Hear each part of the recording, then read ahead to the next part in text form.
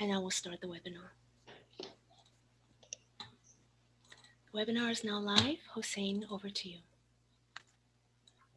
Thank you very much, Nina. Good morning, good afternoon, colleagues. Welcome to this Nexus dialogue of the Environment Management Group, focused on the issue of COVID-19 and environment. We are pleased to have a distinguished panel with us today. There's a bit of echo, Nina. I don't know if it is because that people will have to mute while we are speaking. I don't know why, but there's a little bit of echo from my side. Maybe you have to mute yourself. So we have a distinguished panel with us who would address this topic. We know them all, and obviously they have a lot to contribute, and we are very much looking forward to having a substantive discussion. I'm not going to be a preacher here on the environment and COVID topic. I just would like to give you a short background and then pass it over to our moderator, Kaveh, who would entertain this conversation, and hopefully the results of this conversation will allow us to improve, at least from the UN system side, the cooperation that we have launched in the environment management group on COVID and environment. There, as you know, there is an interagency process established in October last year by senior officials of the EMG on this topic. And that process is tasked to define a narrative on green recovery that hopefully can help the UN system providing coherent, at least messaging to member states, and can also collect information about the various initiatives that the agencies have launched in the last 2 years, at least, on COVID, and to promote knowledge, information exchange, and also collaboration around this topic. So we hope that this series of dialogues would at least allow us to improve that the work of that interagency process. We all know that the COVID-19 has had impacts on our economy, on the issue of poverty and the environment. And that at the same time, it has created an opportunity for transforming our economy and our society, benefiting from stimulus packages and other initiatives that governments have put in place to rebuild their economies. And we would like to benefit from this opportunity to raise awareness on this topic, to be able also to define and to ensure that the UN system also will contribute to this process, taking into account the environmental dimensions. We know also that the UN system, in addition to the EMG, there has been other interagency processes looking at the socioeconomic dimensions of the COVID. And we would like that this process and this discussion also contribute to their consideration in addressing the socioeconomic and other maybe humanitarian aspects of the green recovery. There will be three sort of Nexus dialogues in this series. The first one will be focused on defining a green recovery. So we would look forward to your thoughts in your understanding of what does that mean in your respective sectors.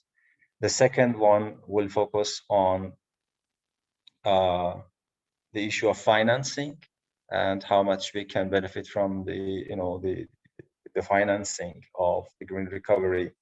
And the third dialogue will focus on regional collaboration and regional lessons learned so far in addressing COVID and the environment. As I said, we have a distinguished panel representations from UN system and outside, and hope that would allow us to have an exchange. The chat box will be really the avenue and the place where we would receive comments by our audience, and hopefully with the support of Nina, these questions or comments will be shared by our distinguished panelists. I will stop here, and I would like to pass over to our moderator, Kaveh, who would introduce the panelists and then would engage them into the discussion. Over to you, Kaveh.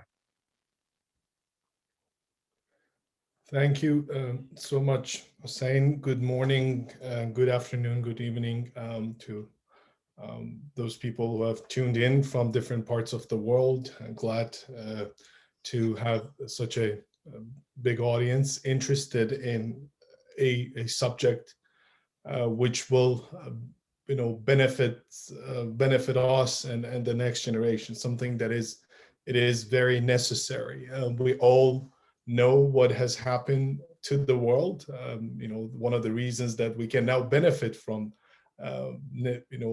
virtual Nexus dialogues is the fact that there is a pandemic that has hit every nation, almost every nation on this planet, and we have seen the consequences. It all started with the failure of health system, and then had consequences for the other systems.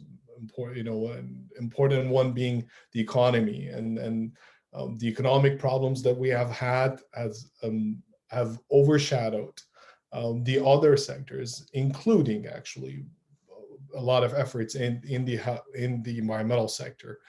The momentum that had been created before the pandemic was an important momentum to fix some of the problems that we have created over decades. Yet the pandemic also comes with some opportunities to think differently, to plan differently, and to act differently. And I think that is why we are here today at this important time in history, to think and brainstorm about one important subject, something that we keep repeating, building back better. After every disaster, we repeat this. Every disaster comes with a window of opportunity. Societies are sensitive. Politicians have more room and space to take actions. The political cost of reforms and sometimes I would say dramatic reforms and radical reforms drop because societies get ready, and they understand that disasters are important to address. When the disasters are big, then while the political cost of reforms drop, then opportunities for reforms might get limited if we don't have enough economic resources, if we don't have enough scientific support for taking action, and so on. We might have limits, for making changes. Again, we are seeing what is happening in the world now. We are facing a pandemic, which a virus which treats us equally if it reaches our body, but we see what is happening. Nations are being affected differently from this pandemic.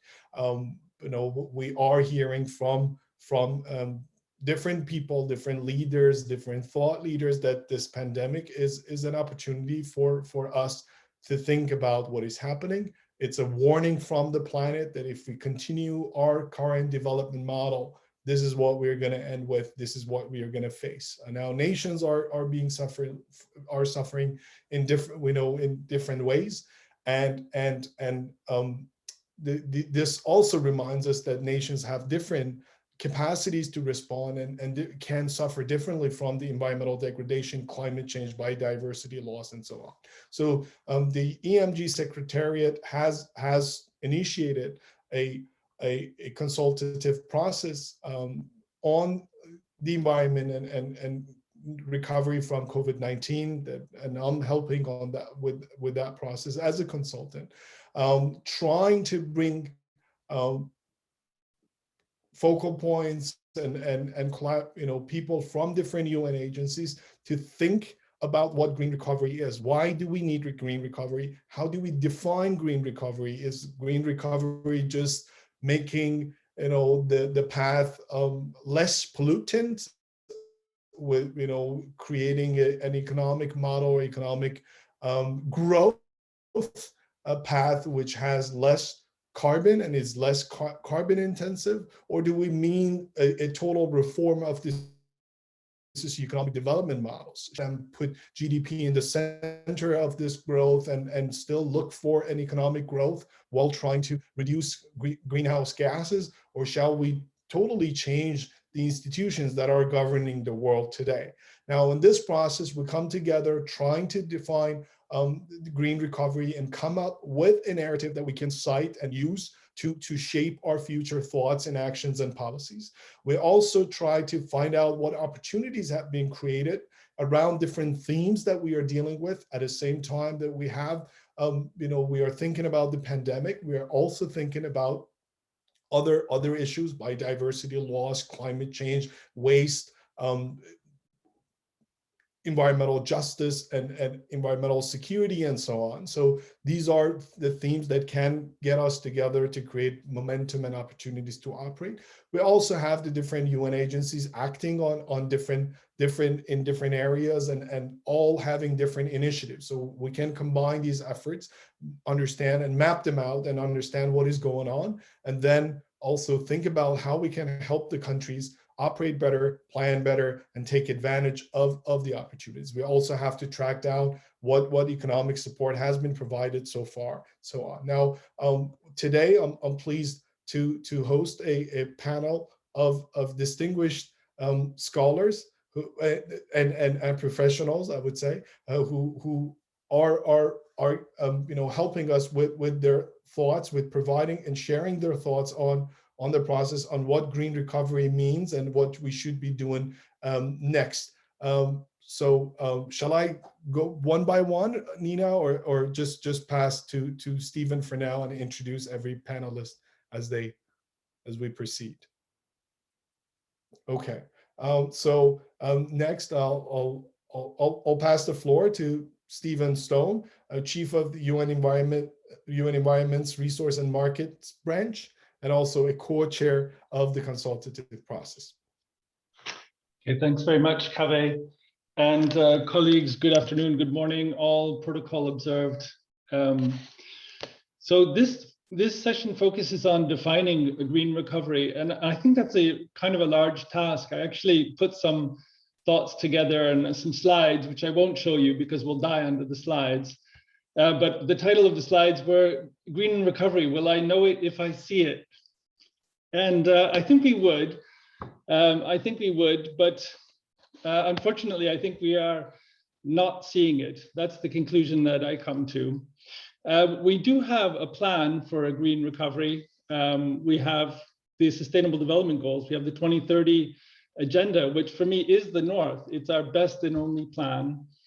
But a lot of the spending so far, the 15 trillion that we've looked at, doesn't move in that direction.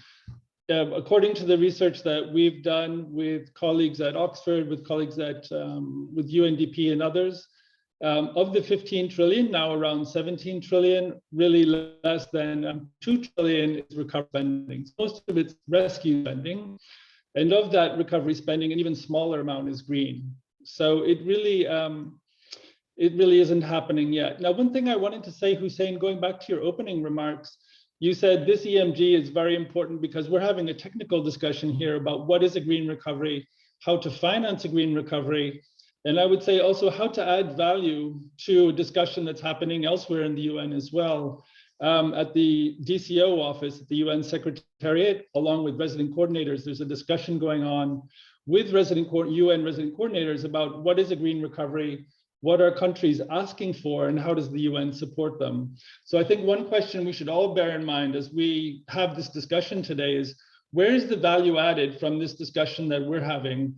And I can see many places where it would be, because we have a chance to go deeper, slightly more technical, slightly more granular perhaps than some of the conversations that I participated in, and Tim, I think you and Kamal as well, others. So we have a plan. It's the 2030 Agenda. It's not looking too good at the moment. I think, to me, the defining characteristics of a green recovery are shaped by the literature that's out there, particularly the Hepburn et al. Study, the 2020 with Stiglitz and Stern and others. And they basically map out 5 areas for investment in greening recovery spending. The first one is energy, no surprise, so the energy transition. So renewables, clean energy, that's a huge basket because there's just so much money that's required for the energy transition. And there's an IMF working paper that shows some of the benefits, like the multipliers are so much higher in clean energy, renewable energy, than in dirty energy or fossil fuel energy, what we currently have. The second basket is around natural capital and ecosystems restoration. So this is essentially agriculture. Essentially, it's agriculture, land management. And again, it's a hotspot for carbon footprints, for water footprints, for nature footprints. So it's no surprise that this should be a focus area for green recovery. It's about how we manage our natural space. The third one is in buildings, green buildings, because buildings, again, have a massive footprint. Just huge amounts of our energy, huge amounts of our resource footprint are concentrated in buildings. And building retrofits, building efficiency has really high multipliers in terms of jobs and also carbon benefits. The fourth one is in transportation, it's mobility. And again, this is another area where it's very energy intensive. In fact, if you look at the footprint of an average citizen anywhere in the world, particularly in a high income country, the top three elements are food, and then home, and then mobility, transportation. Those are the parts that get you up to 10 metric tons per capita per year, or higher for some countries. And if you look at countries like Brazil or some countries in Africa, the footprints are quite small because food, buildings, and transportation actually have very, very small footprints in those countries. So that's basically it. Those are the four baskets. And then the fifth one is essentially in connectivity and research and development. So it's really about expanding the production possibility frontier so that as we green the recovery, we increase possibilities as well for prosperity, essentially. So the literature is quite good. What's actually happening on the ground is quite bad. As I said, and I think many of us know now from the Oxford Smith study, less than $350 billion of the 15 trillion is focused towards green recovery. So that's actually less than the average year of fossil fuel subsidies, which to me is scandalous. That in the midst of the greatest lateral hit to our economy, the best we can do so far is less than an average year's worth of fossil fuel subsidies.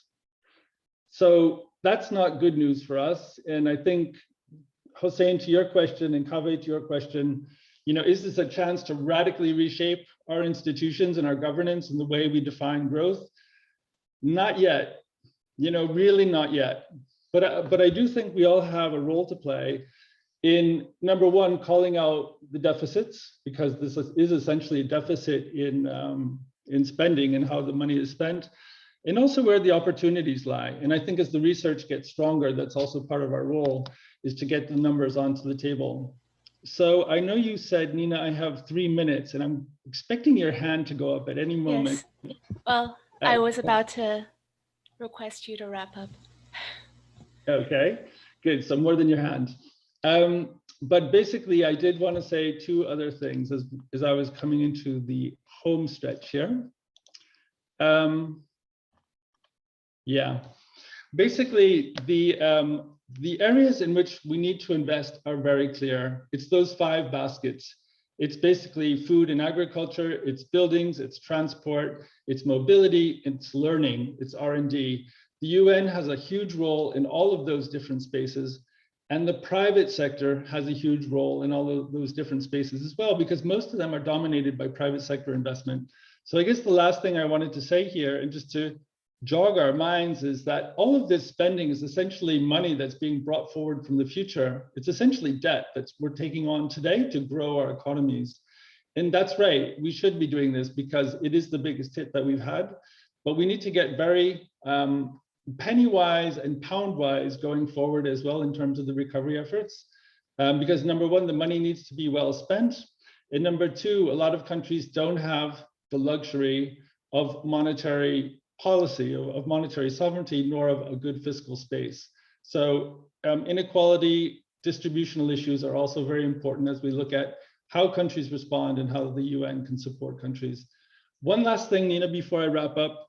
My vote for value add in terms of this conversation is not only to take stock of what we're doing, but to understand where are the bottlenecks between what we're doing and why action isn't happening. So to understand clearly, the science is with us, the numbers are with us, the UN is with us. What are we not doing effectively yet to actually move the needle in terms of what countries are doing? And I'd be really interested to hear from other colleagues as well on that particular point. Thanks, and back over to you.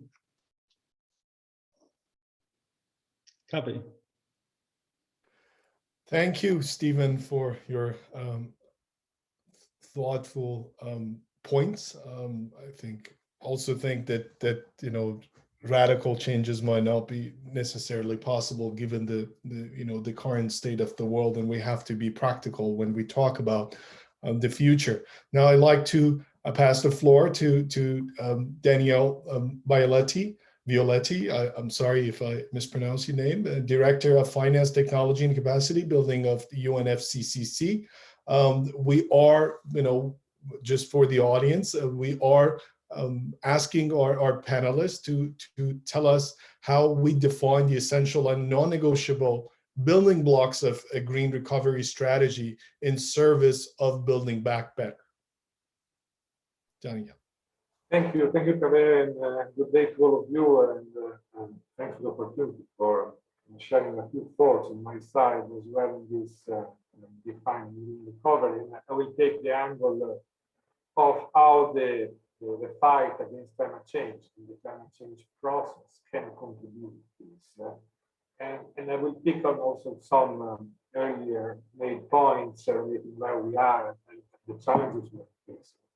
So fundamentally, you know, as we all know, we are through this, and we are not yet out this devastating pandemic. And at the same time, while we have seen perhaps, and we have also to clarify this, some very short-term and temporarily reduced emission and pollution, the reality is that the CO2 levels are still record high, and will stay like this for a long time. And extreme weather events are continuing to happen.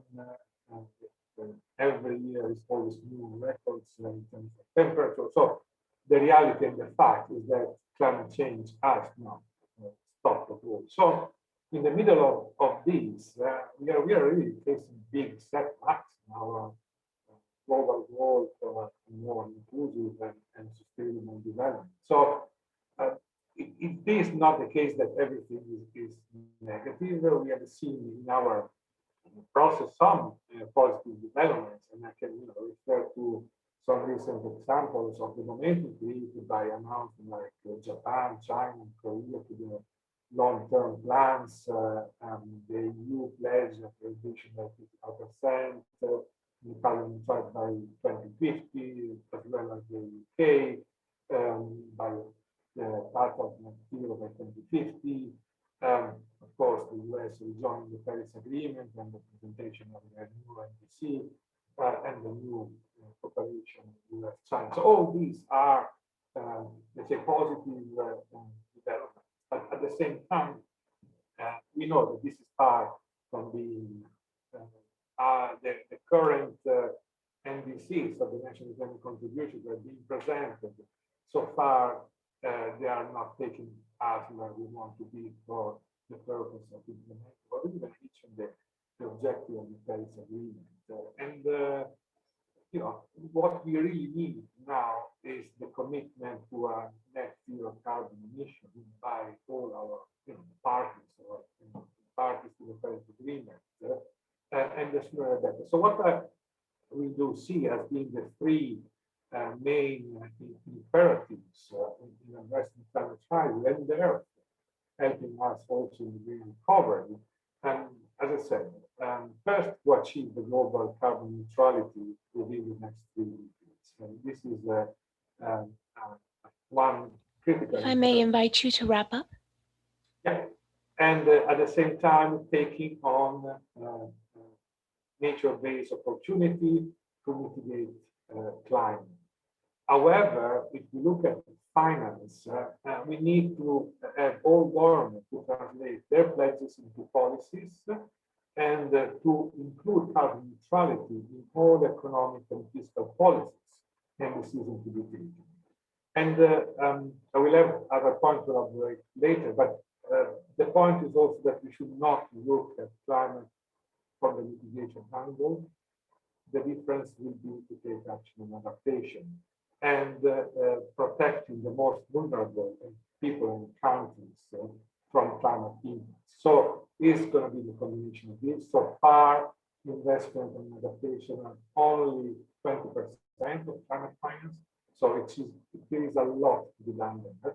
And that's over the opportunity in building back better. These packages and recovery plans, they have to do as they are on paper, indicating most of them addressing climate change at the same. So I can stop here now and come back to you. Thank you. Over to you, Kaveh. Thank you so much for your input.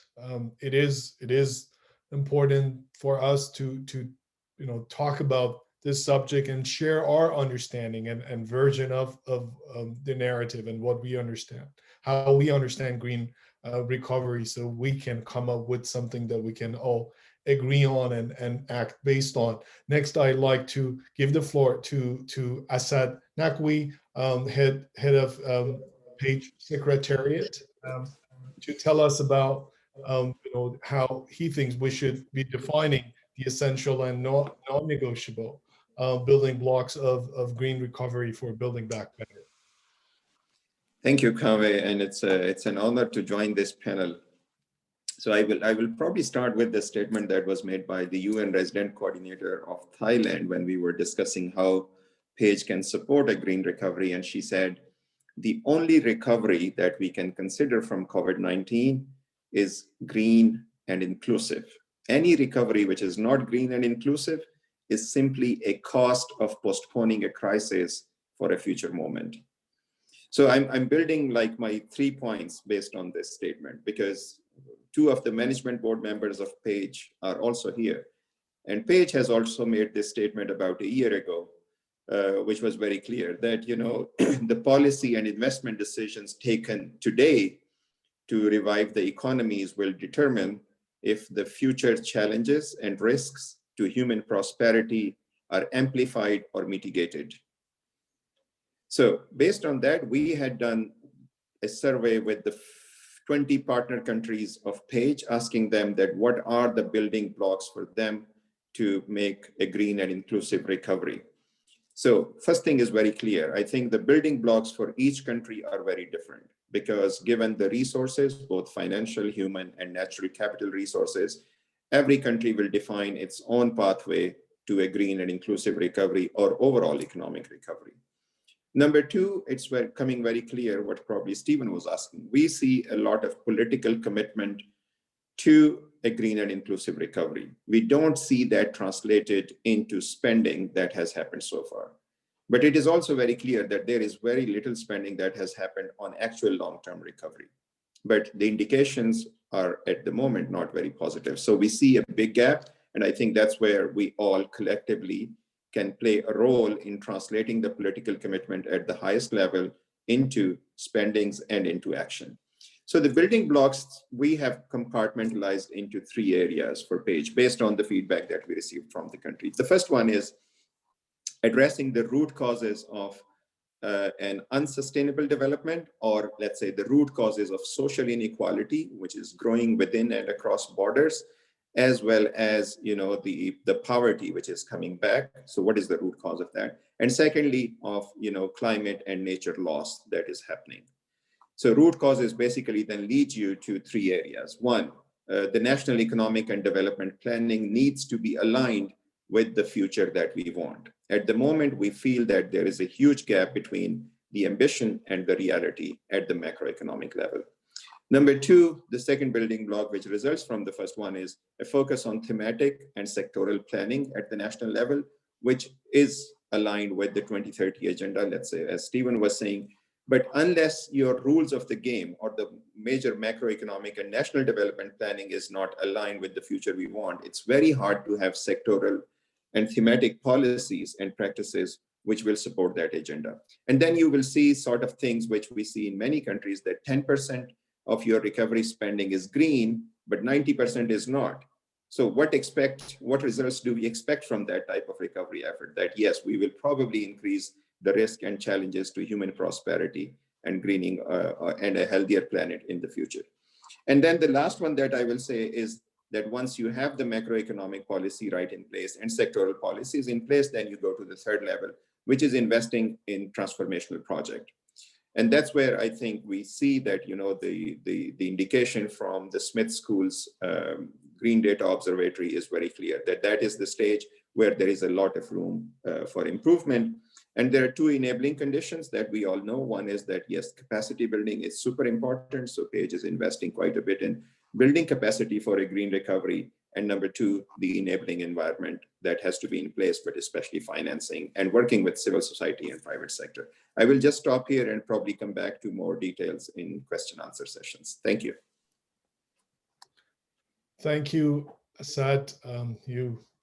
Page has an important role to play, and I'm glad you're on top of the problem and have plans and strategies for it. Thanks for sharing those with us.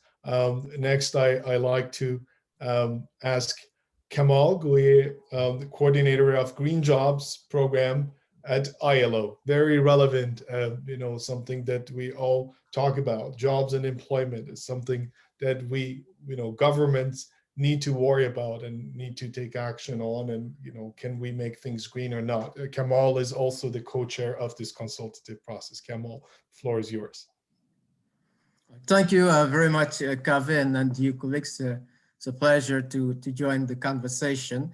I just wanted to start by reminding ourselves that the COVID-19 pandemic started as a health crisis, but it immediately turned into an economic and a major employment crisis.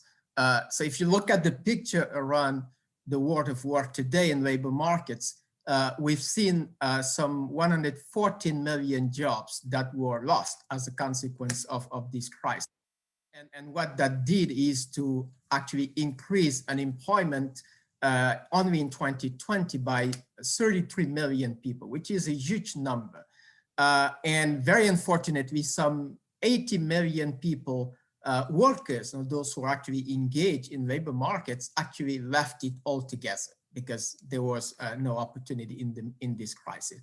Now, another important dimension for all of us as working people is that global labor income declined by over 8%. So which means that all of us, people out there working, have earned less as a consequence of this crisis. And an immediate consequence of that is that 31 million people worldwide joined the rank of what we call those working people in extreme poverty. Now, if you look at all this picture and trying to put ourselves in the shoes of a policymaker, decision maker that is putting back money in the economy, you cannot do without finding ways to put money back into people's pockets and money into the enterprises to get them running and get the machine restart. So therefore, that means that for me, a green recovery must absolutely be one that does that actually brings money into the pockets of people and enterprises, businesses to keep going. Now, the question is, how can we have that to happen? The political imperative of policymakers to tackle this income and job crisis in a way that delivers a green recovery. Now, there are many ways to think about it. And Stephen started by outlining the 5 key areas that have been identified as offering that opportunity to invest the over $15 trillion now being spent. Now, if one objective is to get people to keep earning a living, one way to do that is to invest in public work programs. We know typically infrastructure spending is a fast way of spending, and we can see that just going out in streets in Geneva and elsewhere, that money is going into infrastructure. But there are other ways to put that money into ecological infrastructure, for example, through public work programs. And the benefit of that is that it is one of the ways to provide an income and a wage almost immediately. It can be cash for work or cash or in-kind support, but people will just have a way of working and earning an income immediately. And that, if I may invite you to wrap up. So therefore, for me, that element of just thinking of how to connect the greening with this major need to get money into pockets of people and enterprises is an important element and this indispensable, if I can call it that, of a green recovery.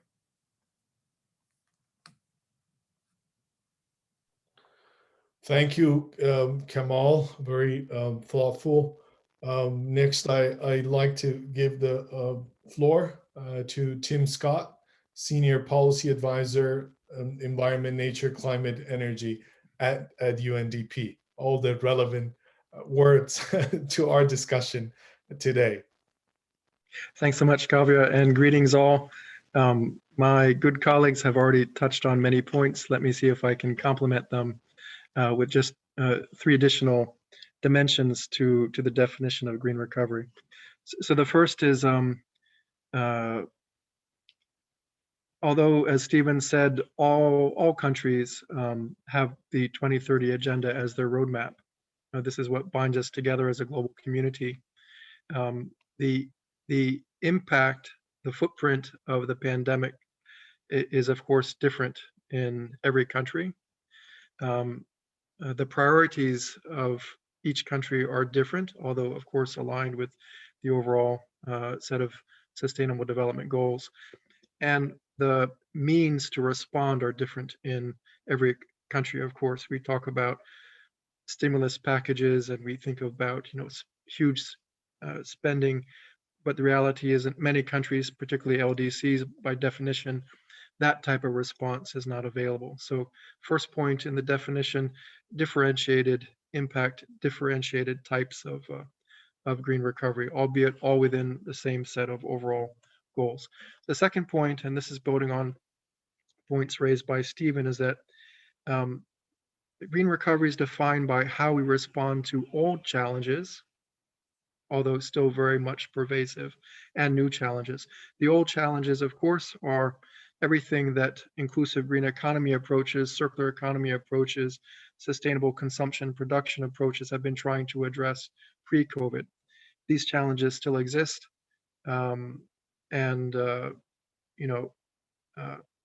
As the administrator of UNDP has said, of course, we need a recalibration of economies in ways that ensure a just transition to a different type of economic model.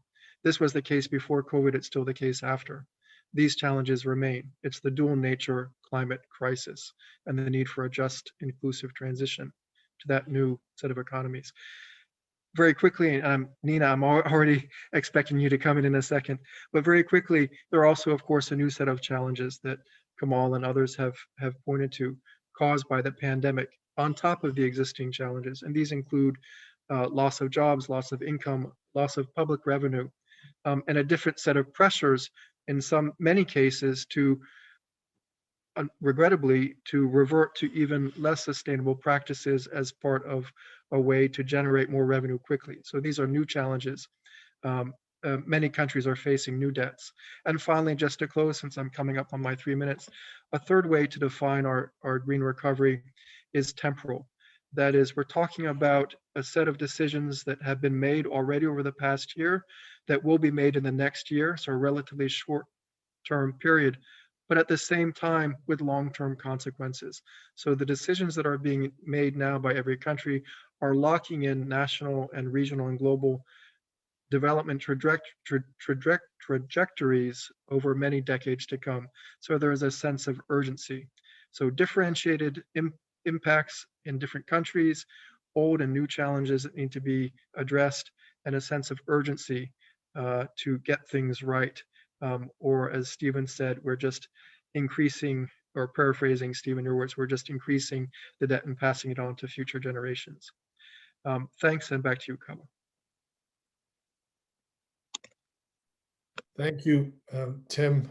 The big question is, if we were already failing to address the challenges that we had, can we do a better job now that we understand that the challenges are even bigger than what we thought? So the pandemic can give us that sense of urgency at the very least. So hopefully the whole world would think differently about the future and what we should be doing. And next, I'd like to ask Katja Funke, the public financial management expert at IMF, to tell us about the the building blocks of green recovery and building back better. Thank you. Yeah, what I would like to do is to take a perspective of what we observed with what countries have been doing, and also what we observe in terms of reaction from the public. Also, what we think countries can do in order to support a green recovery, and finally, what can be done in order to promote the green recovery. We at the IMF are looking at the climate aspect when we're talking about greenness. And as part of our work from mid last year, we started tracking very closely the greenness of the fiscal packages that the countries had put together in reaction to in response to the COVID crisis.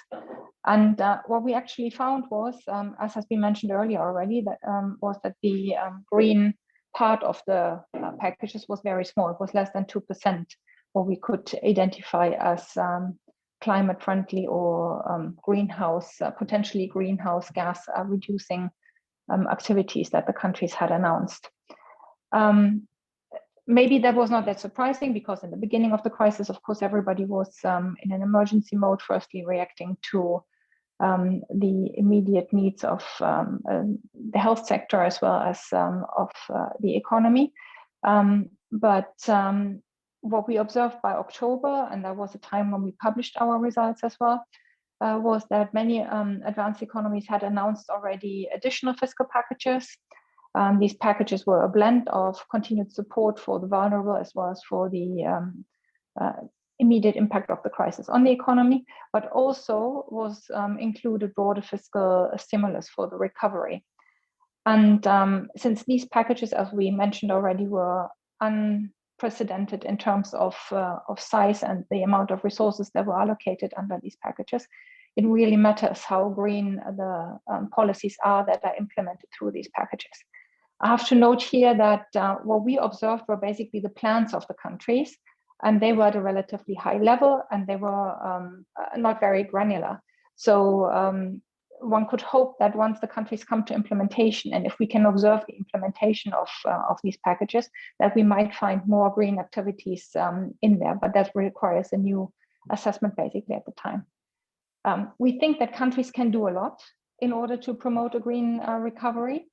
That can start with public investment, where countries can focus on boosting climate smart infrastructure, including fostering renewable energies or enhancing public transport, also improving digital infrastructure to build on the global teleworking experience. We think that developing and adaptation of climate smart technologies is really important, including for energy storage, so batteries or hydrogen. We also think that supporting adaptation, which was mentioned before already, and which could include flood protection, is an important aspect, and definitely avoiding investment in climate negative or carbon intensive sectors would be an important measure. For countries who think that they have to invest in those sectors because they don't want to fully give up on those industries, it would be extremely important. I invite you to wrap up. Sure. It would be extremely important that they make this support conditional on the companies having a carbon positive development or having plans on how to reduce their carbon. We think that transparency is an extremely important point, and that's what we see from our reporting and from the country reaction, as well as from the reaction of the public. So countries have been putting a lot of interest into how we are reporting on the greenness of their activities. And we also see that the public has been looking into and citing a lot, whether it was our reporting on the greenness of the recovery packages, whether it was on the Oxford reporting or on Vivid, which was another producer of an index of greenness. So there's a momentum where there's a public will to look at this and a push for the governments to look into this. So our big point is that we think it needs continued monitoring, whether that's at the international level, keeping cross-country comparability of the greenness of what countries are doing, but also at the country level, building the capacity that countries can assess their policies at the planning level, also at the implementation level in terms of what their climate impact is, for them to choose the right policy. So it's really this push from the public to ask countries to be green, but also for the countries to be able to find the greenness in their policies, and also to promote their own standing there, basically to say what they are doing and to showcase what they are doing, to get reward for this. Yeah, this is where I would hand back, please. Thank you so much. It's also, I think, very important to before it gets too late, we can identify which part of these packages are going to be brown and which parts would be really green, to track them and understand the strategies. Also, can we really distinguish between the financial support that we were going to provide regardless of if the pandemic didn't exist, and are we doing better or worse than what we were supposed to do? That's something, also I think $1 billion question to ask and I think to answer. Now, the next stage of the discussion, I liked our panelists to comment if they like, in the order that they know, actually, with 2 to 2.5 minutes, because we are behind time, to this question: how can the UN system and international development communities support member states to design and lead their own green recovery strategies? So that is a very important question, and I think it connects Katja. So let's start with our Stephen.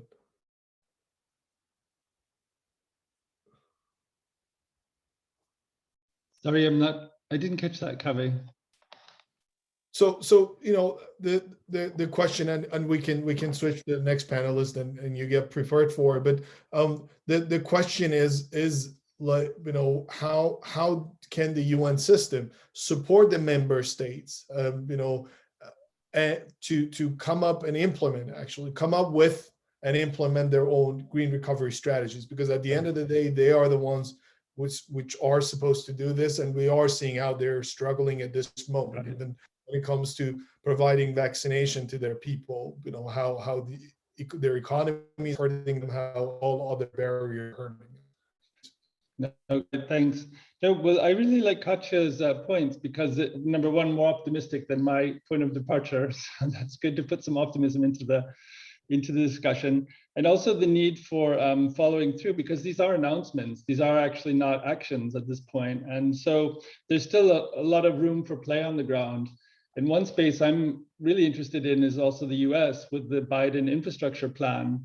That's a huge amount of spending, which is essentially both recovery spending and it's also future positioning spending for the US economy. And I think presents an interesting model. I think, as Asad and others said, the real question is for those countries that don't have that kind of spending power, how do we reach them? How do we serve them? To me, there's a very real financing gap. There's a very real financing constraint. And I know, for example, the debt service suspension initiative is something that was considered at the IMF World Bank meetings. There's also talk about expanding the SDRs. But I think in a way, the real constraint is going to come for those countries that don't have that amount of fiscal space, that don't have that monetary sovereignty. And somebody even said this, I was doing a little bit of searching while we were talking, you know, a lot of countries, their fiscal buffer are their natural resources. They're going to go to the forest, they're going to go to the mines, they're going to try to extract more liquidity out of their natural wealth. That's a natural reaction because they don't really have anywhere else to go. And so nature is the ultimate social safety net, and it will get drawn down. And so how does the UN respond to that? I think it requires both creative thinking around financing and also creative thinking around capacity building and social and institutional innovation. But that's just to kick it off, Kaveh. I'm really keen to hear what other colleagues have to say. Thank you so much. And of course, I think, you know, understanding that there are differences between nations and their power to respond, and then, you know, can we help them do a different, I think, job in different places. Understanding those limitations really matter, and sometimes we overlook those differences. Daniele? Yeah, thanks, and sorry if my audio is not working properly. It's a bit better now. Yeah, I mean, I guess there will be so many ways to address this, and again, I'll bring it to closer to our climate change process for several reasons. But I mean, one aspect that I think it should be also clear that there are other tools, and for example, establishing a sound and robust carbon market is something that is in the making, and we hope to achieve that at COP26. Will be another tool possibility to provide additional support to developing countries, in particular for helping them in their adaptation measures. And you know, putting a price on carbon, it is one of the therapies. And I understand that aligning this with the timing is a different distance to look at. But we need to put together as many policies as we can. So that we can share the benefits widely. This will touch upon, you know, engaging the local private sector, will touch upon engaging the local labor markets. There will be several opportunities there. But I know it's only a tiny fraction of other policies that we might mention. Sure.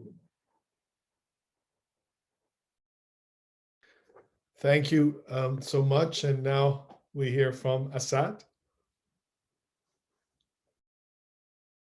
Thank you, Kaveh. I will just probably add a couple of points to what I was already saying. So I think what UN can do could be clustered in three big areas. I think, and this is also a question that I see from Sonia Pena from the audience, that, you know, number one, we need to provide very clear evidence, data, and analysis to the governments, to the partner countries on the cost and benefits and investments needed for a green and inclusive recovery. What Paige has done so far in this area is that we did a global modeling on the benefits of a business as usual economic recovery versus a green economic recovery. And we are sharing those results with them, and so that policymakers can choose and develop their own recovery pathways. And then we have done a deep dive in a few countries, and we'll be happy to share more details if there is an interest. So I think evidence data analysis is one part that UN should do and can do very easily, and that's where we have the strength.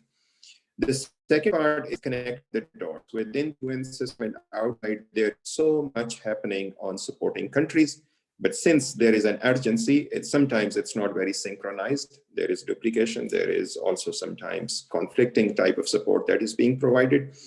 So that's the second part. And I think the reformed UN provides that opportunity very well with the UN resident coordinators in place with the whole team in every country. I think it has become much more easier, and Paige has done it in the 20 partner countries where we are not only able to work with the other UN agencies and the UN country teams as together, but with other partnerships like the NDC partnership. That's one I can mention, SEED partnership, GGKP, 10YFP. So basically creating a package of support. Number one, it looks meaningful. And number two, it avoids conflict, internal conflicts and duplication. So that's my second point that I would like to make.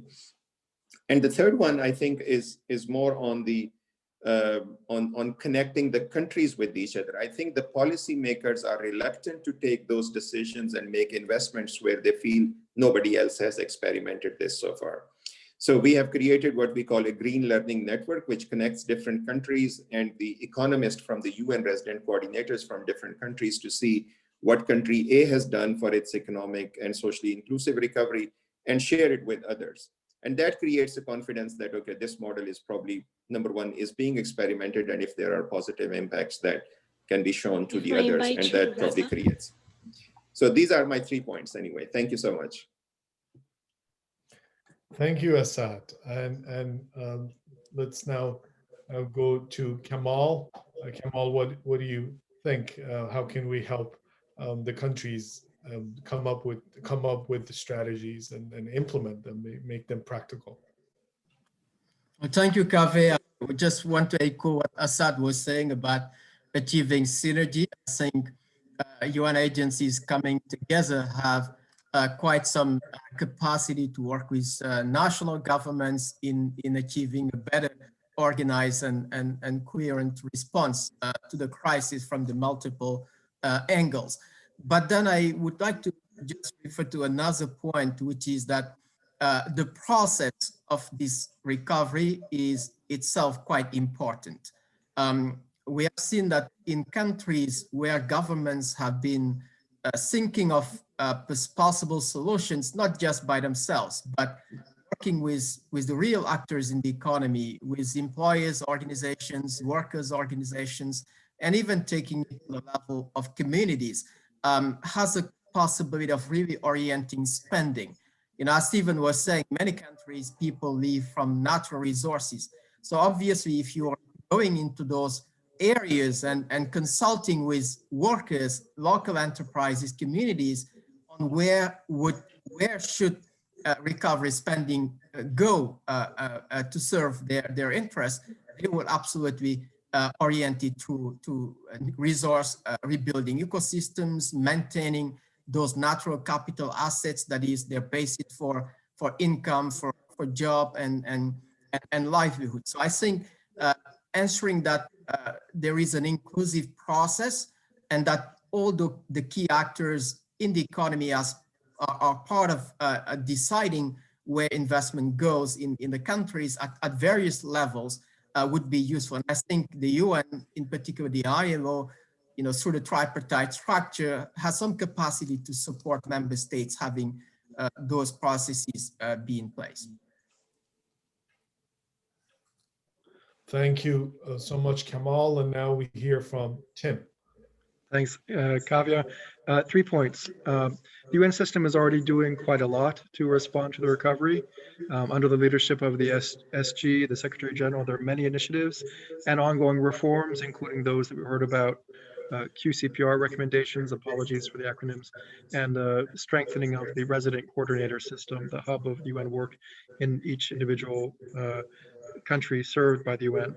And these cover the whole gamut of green recovery topics, including the climate promise, a recent call for mainstreaming biodiversity across the work of the entire UN. Asad, maybe you can mute yourself.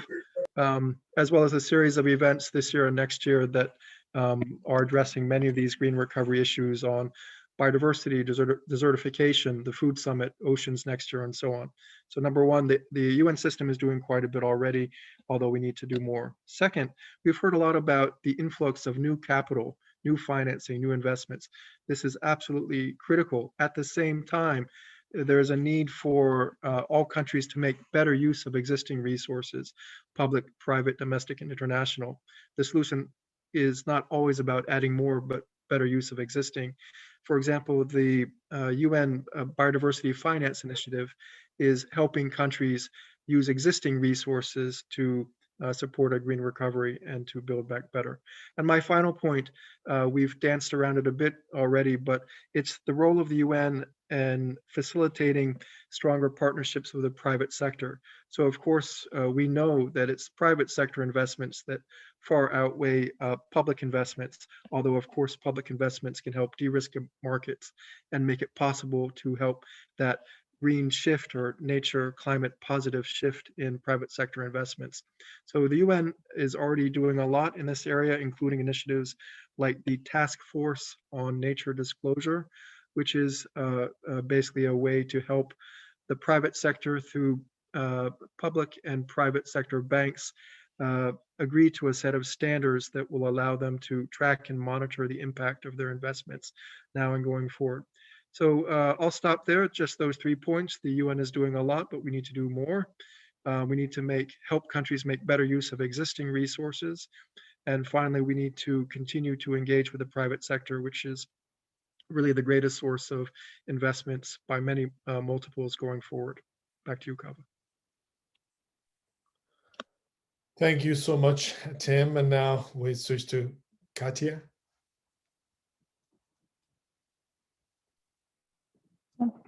I'd like to come back to the point of transparency, and that we need to provide this opportunities to track what countries are doing, because I think that only the transparency can create that accountability that is needed for countries to really be motivated to work on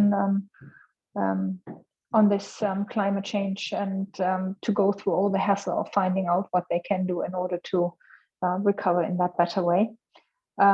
From our side, what we are doing already is we're working with the countries through the surveillance, and we are discussing both with the large emitters in terms of what they can do for mitigation, as well as with the vulnerable countries in terms of what they can do for adaptation. I think this distinguishing these two countries or types of countries is also critical, because I mean, it's obvious that the emissions are coming from a small number of countries, and the focus should in that sense be there. We are also working with ministries of finance and central banks in order to build the capacity so that they can they have the skills, and that they can take climate considerations into account when they're building their policies and actions. So I think these are aspects: building the transparency and helping the countries to build the capacity to identify and to design policies. That's this effort. Thank you so much.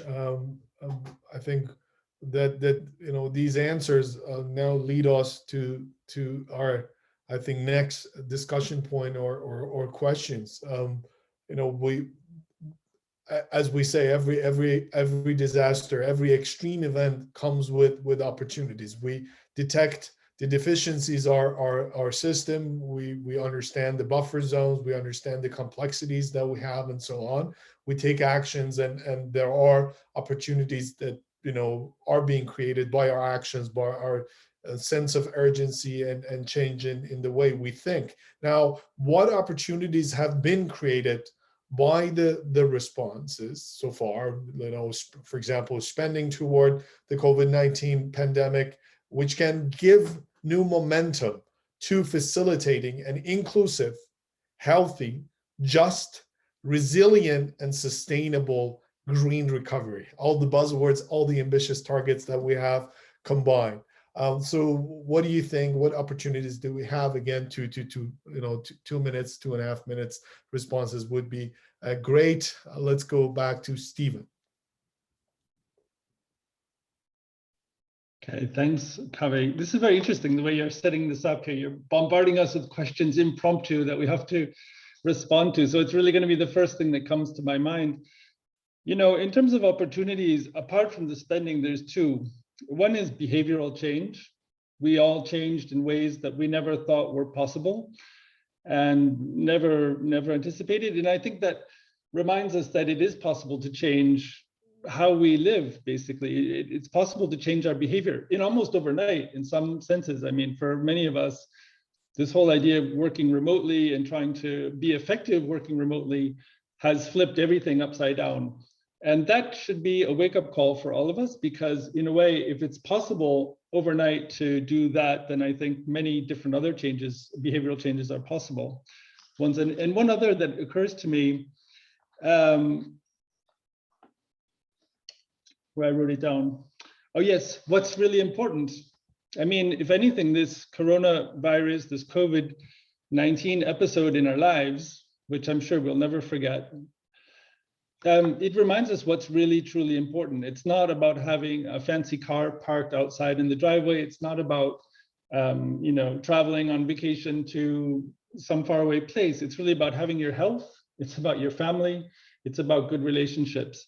And so these are not necessarily structural or financial, but to me, these are big opportunities that we need to think about in terms of our own lifestyles and the lifestyles of people who are around the world.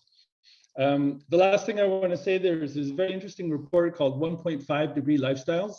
The impact of reaching 1.5 degrees collectively means we need to move from a global average of 10 metric tons of CO2 equivalent per year to around 2.8, around 3 metric tons. So that affects each and every person. It's an individual challenge and it's a collective challenge. So those are two thoughts off the top of my head, Kaveh.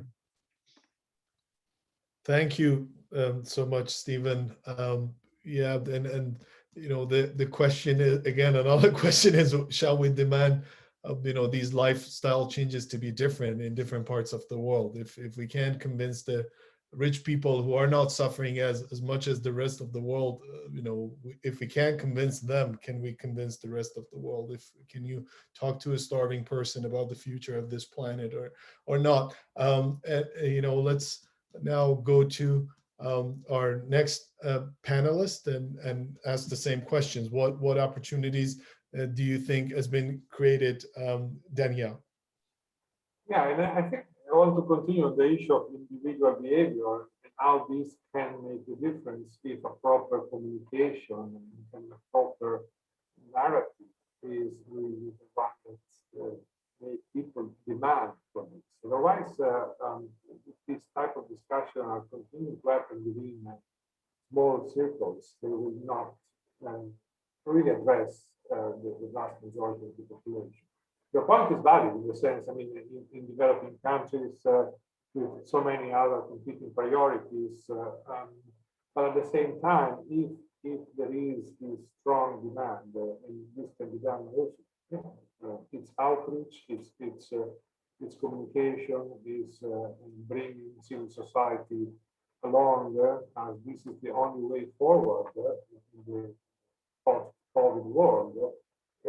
Probably is the only way that we can have then the political response that we need. If you don't have that behind, it will just not happen. And you can see already, of course, in Europe it's easy to see, but you know, what are the packages that are being made available within the specific requirements to be met, you know, would have not been so accepted even politically, but also by the population without this time. So I think there is a lot to be done there.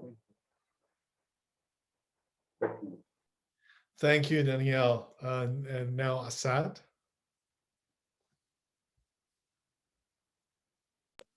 Yes, thank you. Sorry, it took me a second to unmute. I think when we talk about opportunities, I was just thinking that we are focused a bit too much probably on the opportunity side. I think there is a crisis which is prolonging, and since I come from Pakistan, I see what is happening in India very closely. I think it is true that there are opportunities, but it's also true that there are opportunities that economies might recover, but there are families and individuals who probably may never recover. The only bread earners from the family have lost their life. And that will have a very long-term impact on those families. And these families are in hundreds of thousands and probably more. So I think we need to look at opportunities in two different ways. There is a one which is macro and big opportunity, but there are opportunities to support those families who will probably take very long to recover. And these will require two different type of probably interventions. So I think that's one thing. The second point I want to make is that, yes, I think the door has opened for new ideas at all levels, at policy level, at investment level, in private sector, in our individual lifestyles. And people are willing to listen to new ideas. I think there is an opportunity to, number one, collect and communicate the data and evidence, both from science and economics, that has not been done before, and now it is becoming very clear that yes, green and inclusive recovery makes economic and scientific sense. And I think that's an opportunity to communicate that at every level. My last point on this one is that this is the opportunity. It's probably once in a generation or once in a century opportunity to reset the economy. Our economy has been the root cause of social inequalities and environmental degradation. And this is an opportunity. The economy is already in standstill. So I think that's a decisive moment that which direction we will take it as we restart it from here. Thank you. Thank you, Asad. Kamal. Well, thanks, Kaveh. I just wanted to share three ideas. I think the first one is that one opportunity of this crisis is to recognize the vulnerabilities that we have in our current economic and social systems. So just imagine with the lockdown, all of us, or most of us, having to work from home, and the situation of those in the informal economy. You know, if you have a social security, as many of us in this panel do, you can stay home and, you know, telework. But this is not the case of the majority of people in the world of work. They're in the informal economy, they have to go out there. And so this is an opportunity to rethink those deficits we have, in particular in terms of social security.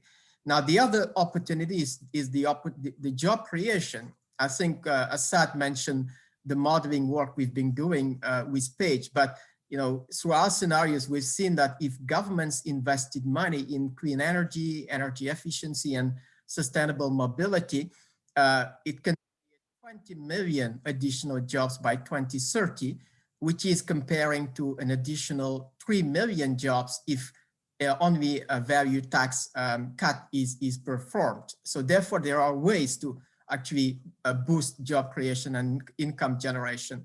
And the third point is just about getting more resilient and more ready for future crises, because we know this is going to happen with the climate, the biodiversity collapse. So therefore, the opportunity is to rethink and be prepared, be more resilient and ready for the future. Thank you so much, Kamal. Very thoughtful. And now let's go to Tim. Thanks, Kaveh. 2 points building on Kamal's.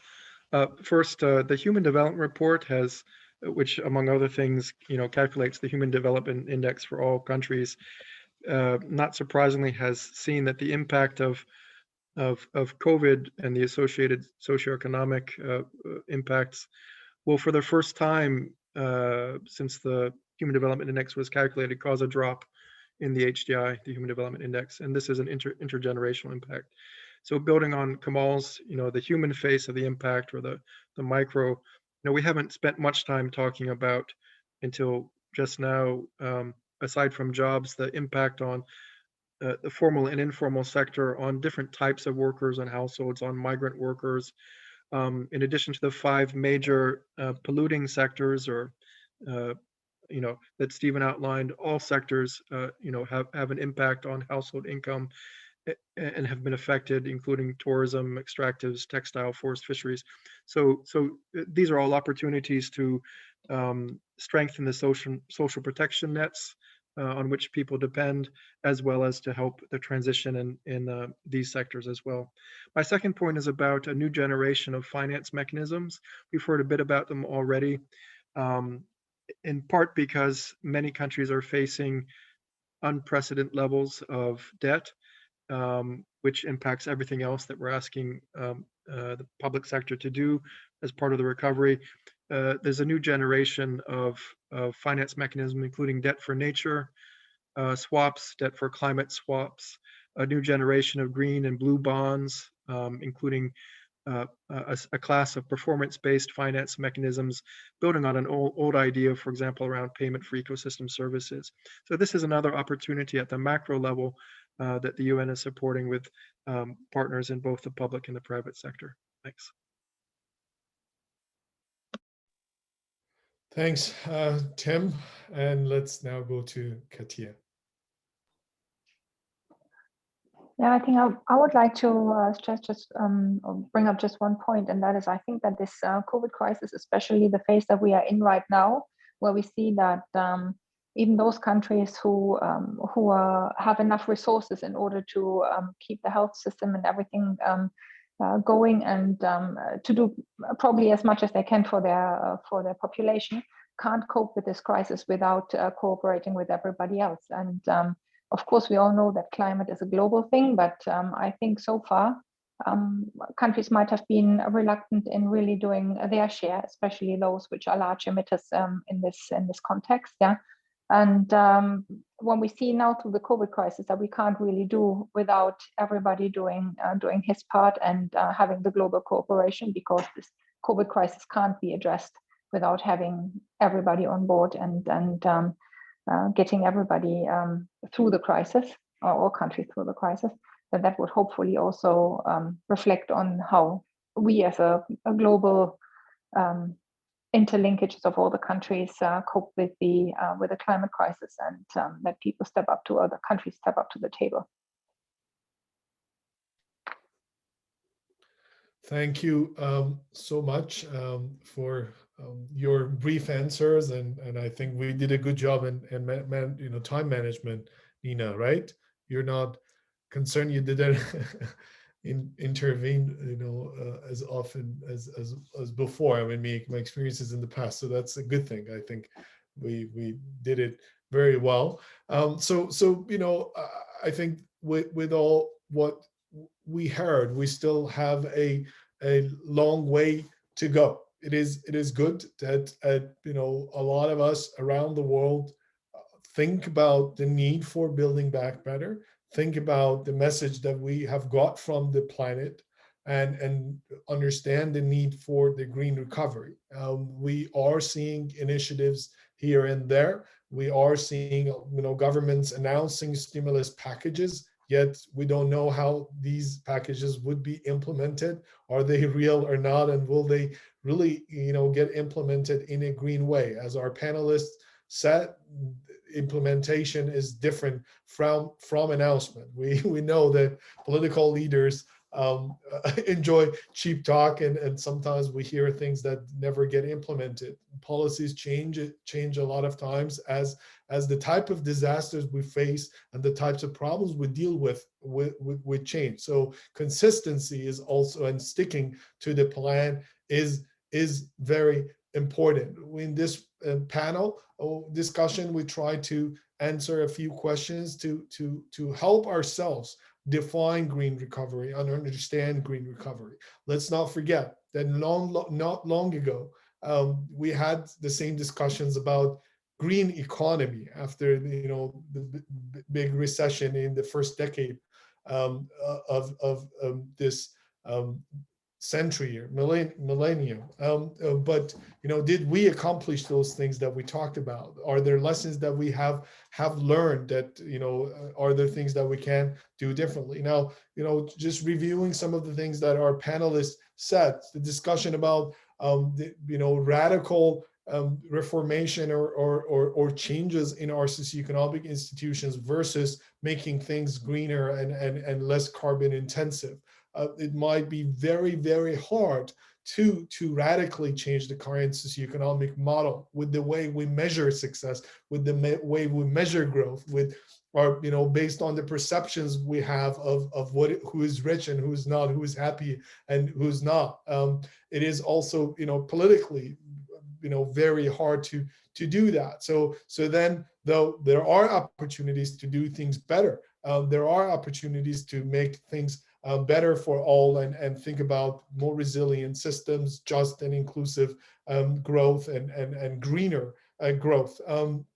It is important to track what is happening. It's important to create transparency and accountability, to understand who's doing what around the world, if they are accomplishing what they are saying. At the same time, also providing them with the material that they might need, to give them options, to give them alternatives, to give them pictures and scenarios of the future, so governments can take advantage of the input that comes from the UN system, different agencies within the UN system, as well as academics, activists around the world, think tanks who can inform this stage of policy making. So everyone is doing better overall.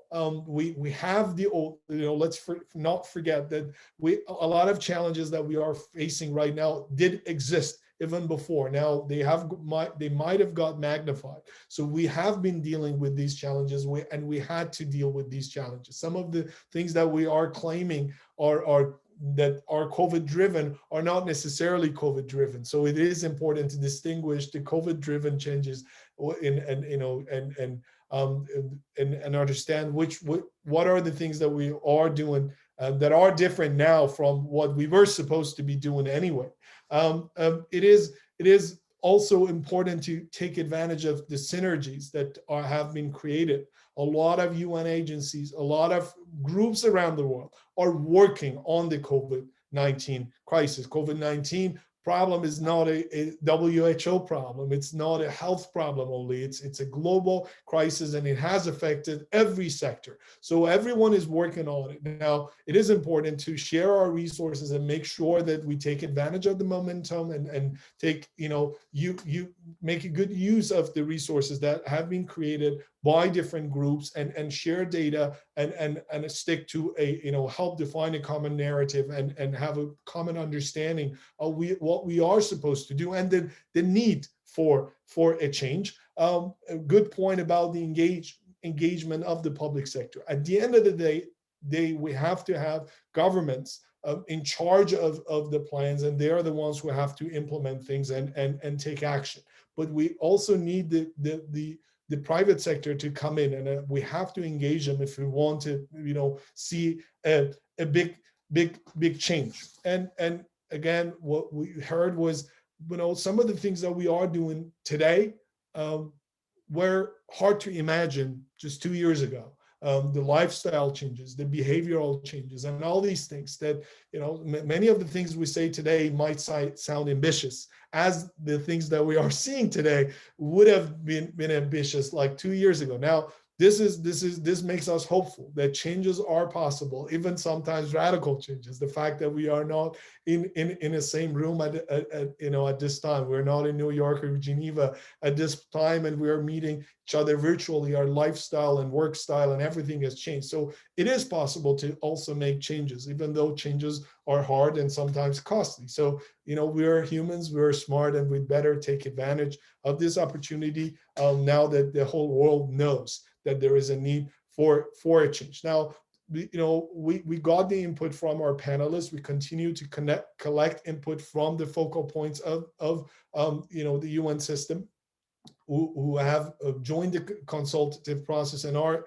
advising us to address the objectives of the consultative process on the environment and green recovery. We also have 2 more dialogues which would help us in this process. The next, now, if assuming that we have a rough understanding of what green recovery is about, now we have to think about how do we finance green recovery, and then what are that would be the subject of our next dialogue on May 4th. And after that, on June 15th, we will be discussing the regional Nexus approaches to building back better, how we can come up with practical solutions and take advantage of regional cooperation and cooperation over different themes. With that, I'd like to thank all the panelists for their input and give the floor to Hossein.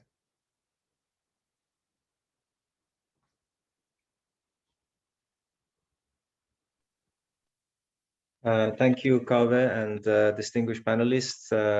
This has been a learning opportunity for me, first and foremost, and thank you very much for colleagues who have shared their thoughts, experiences, and reflections at different levels. I was really with a lot of excitement listening and learning.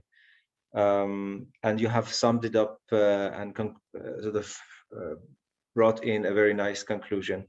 You have also referred to our forthcoming dialogues, who would, as you said, look at specific aspects. There was a lot of mention in these exchanges on the investment and the role of finance sector.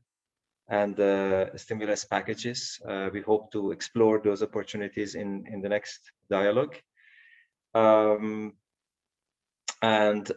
building on those, trying to, as you said, develop the common narrative that has been tasked to us by the consultative process in the EMG, and obviously supporting those under the UN Sustainable Development Group task team, on which team hopefully will share with us some further information later on.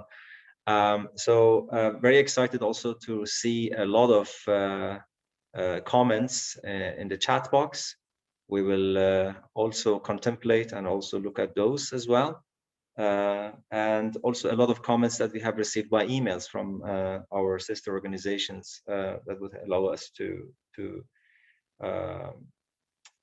support the UN system.